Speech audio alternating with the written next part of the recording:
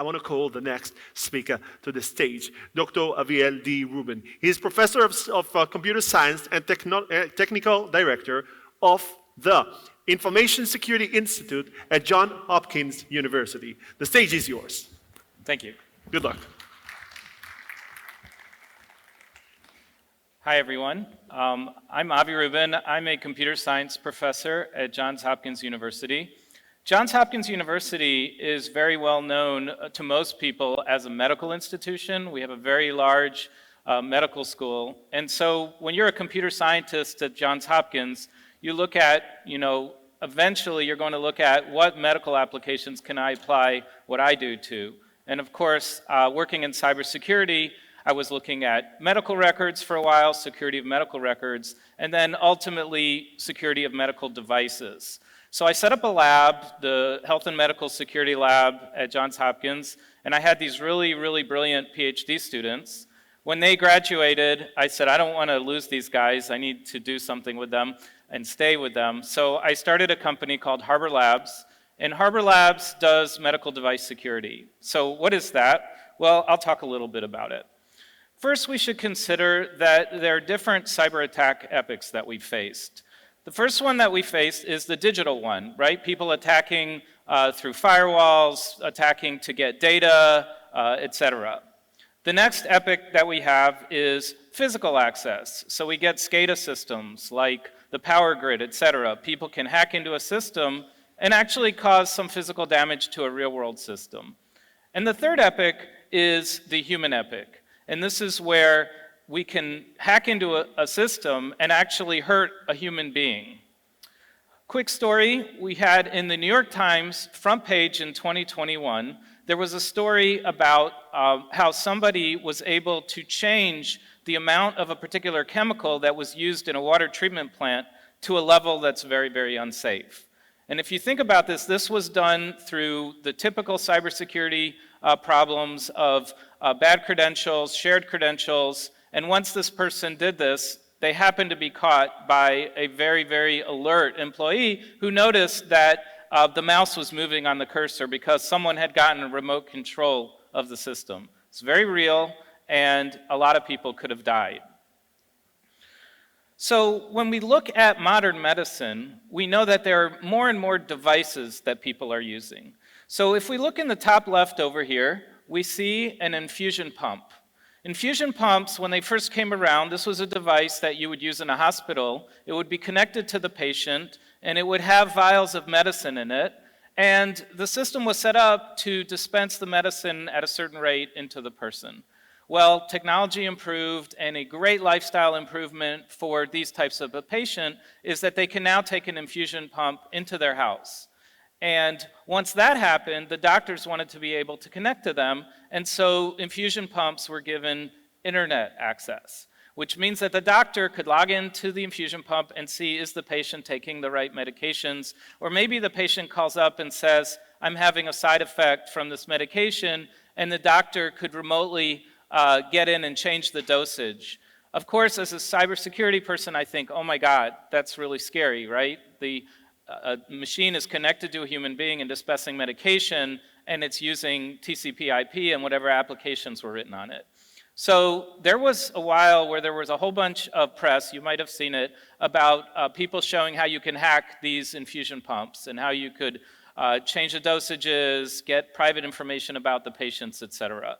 And so one of the things we do at Harbor Labs is we work with the manufacturers of these devices to figure out how to prevent a lot of the security problems. One of the classic ways that we do that, and it's not really just us doing it, but the whole industry has moved towards separating out the management function of a device from the clinical function of the device. So in the early devices, there was just one operating system, and you could connect to the USB port, or you could log in or telnet into the device and change things. The newer systems now have completely separate operating systems, and when the management admin interface is enabled, the clinical function is disabled, which is much more secure than things were before. The next one we can look at in the top middle here is an MRI machine. So MRI machines are, they provide some radiation and they give you good images inside of the body. And it's useful to make these highly connected so that you can go see one doctor, have your MRI, and then you decide you want to get a second opinion. First doctor said you need surgery. You think maybe I don't need surgery. So you go and you see the second doctor, and the doctor can access the MRI directly from the first one. And so there's been a lot of work to make these MRI data and other X-ray data and things like that available across multiple doctors. But once you connect that machine to the MRI machine to the internet, what about the dosage of radiation? Can you change that? Could you harm somebody? And so cybersecurity specialists need to look at these medical devices and figure out, like, what danger are we putting people in with these devices? The next one I'll talk about over here is the surgical robot. So at Johns Hopkins, if you come up on campus, you can walk past a building with a big glass wall and you can see the Da Vinci robot in there. This is not science fiction. We have people in Baltimore performing surgery on people in Africa. Okay, it's fantastic because we can't get those expert surgeons to all the places where they need to be in the world. But what we can do is use a remote surgical robot. So the patient comes into the room, the equipment is set up, and there's video monitoring live, and the doctor across the world performs the surgery. This is real, this happens. But if you think about it, this is an internet connection, right? And this is managed by IT people, and I can't think of anything more vulnerable or risky or scary to me than lying on a table. You know, of course I'd be unconscious, I probably wouldn't care at that moment, but imagine you're lying on a table and you're cut open and someone's performing surgery, and this is coming over the standard TCP IP network. Okay, so obviously cybersecurity for the robotics is very important. Next we have a home dialysis machine. Same thing as the infusion pump, doctors want to be able to access it, and so there are risks there. The next one that I have is a glucose monitors for diabetics, which has a Bluetooth connection to an app. And so again, we're talking about something that penetrates the skin and is controlled by an app. And the last one might give you pause as well. This is a defibrillator that gets implanted into your body that can control the rhythm of your heart. And so there's actually been science fiction movies about this. There was talk when Dick Cheney was vice president, he had a device like this. And if you think about it from a manufacturer's point of view, you can build this thing so that it's controlled by an app or by some computer. That makes it less necessary to cut the patient open more times. So it can be very useful, but at the same time, it could carry the risks of somebody programming it. And there was a study shown where people were able to buy one of these old disposed of units, put it into a bunch of ground beef just to kind of simulate that it's in a person, and send it commands to change the dosage and the performance and to initiate fibrillation, etc. So when we consider a medical device, we look at what is the attack surface. Let me take the surgical robot. We have a mobile app that can control the robot. We have a control application that can control what happens.